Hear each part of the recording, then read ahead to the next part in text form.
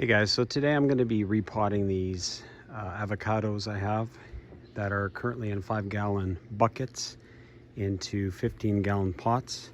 So it's going to be a bit of an upgrade for them. And as you can see, they're getting a little tall and lanky, so I'm going to be staking them up after.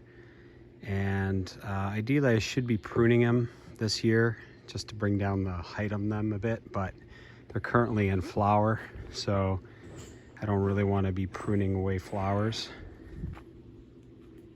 See that? And I guess I should have repotted them a bit earlier, but haven't got around to it because when they're in flower, it's not the ideal time to be repotting them, but I'm going to try and be as gentle as possible with the root ball.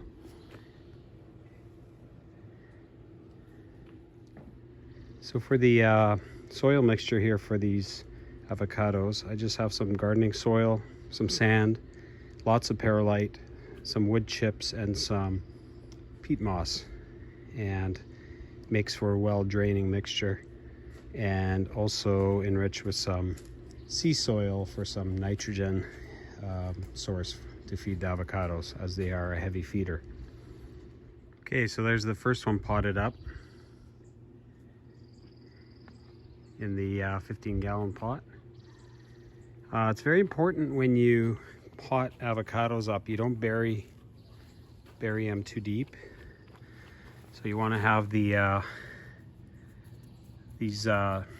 see how you can see the very top of the roots there.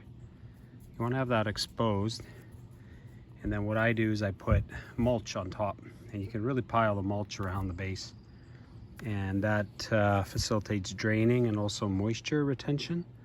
So that's really important with avocados. Otherwise you're going to get rot if you pile the soil too high.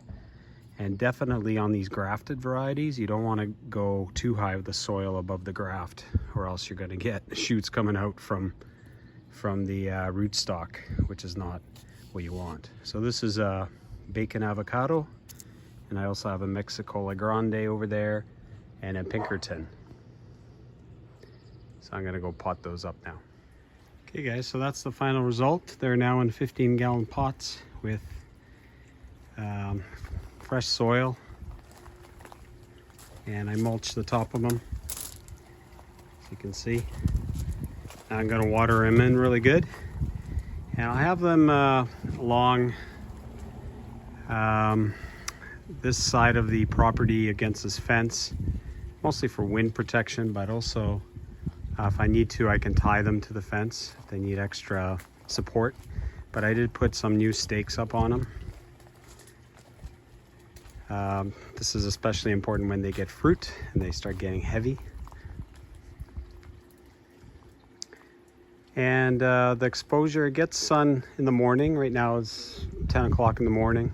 And then the hot afternoon sun as the sun travels around our property.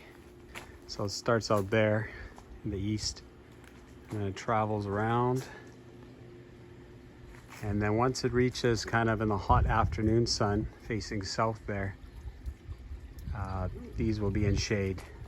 So you don't want to have too much sun for avocados because they will burn.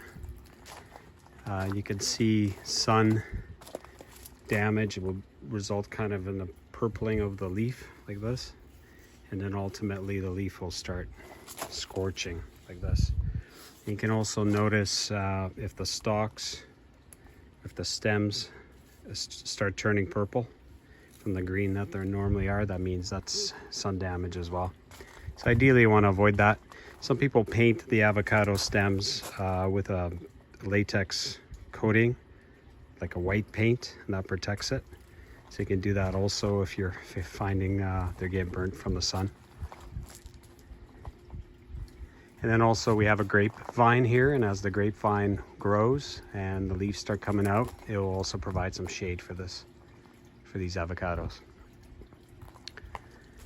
Anyways, that's it for now. I'll update you if I start setting any fruit on these guys.